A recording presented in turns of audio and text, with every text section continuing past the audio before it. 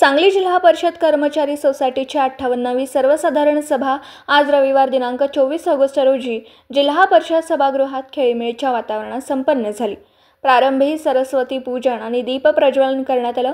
Chairman Dhananjay Jadhav यांनी आपल्या प्रास्ताविकात उपस्थित सभासदांना सोसायटीची आजची स्थिती आणि भविष्यातील वाटचाल याबाबतची माहिती दिली।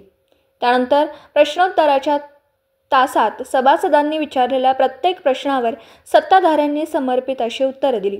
या प्रसंगी सुज्ञ सभासदांनी समाधान व्यक्त करत आजची सर्वसाधारण सभा ही ना भूतो ना भविष्य अशी झाली असून सोसायटीला एका उंचीवर नेऊन ठेवण्यासाठी नूतन संचालक मंडळांनी कसोशीने प्रयत्न करावेत अशी अपेक्षा व्यक्त केली।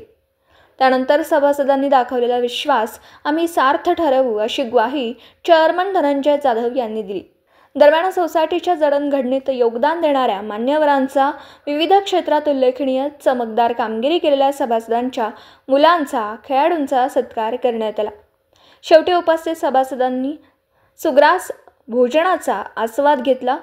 सर्वसाधारण सभेस व्हाईस चेअरमन आकाशवाणी नलावडे, मानद सचिव तथा संचालक दत्तात्रय पाटील, अभिजित पवार, सागर बाबर, ज्ञानोबा मोरे, विजय डांगे, धोंडीराम बेडगे, मंदार कोरे, गणेश मडावी, गोसरशीद खतीब, उज्ज्वला कुटे, शैलजा कुरकुटे, तज्ञ संचालक मुकुंद ताटे, सहाय्यक सचिव सुषमा कुलकर्णी, अशोक दादा पाटील, SL कुंभार, विशाल पाटील, बजरंग संकपाळ, जयंत माने आदी उपस्थित होते।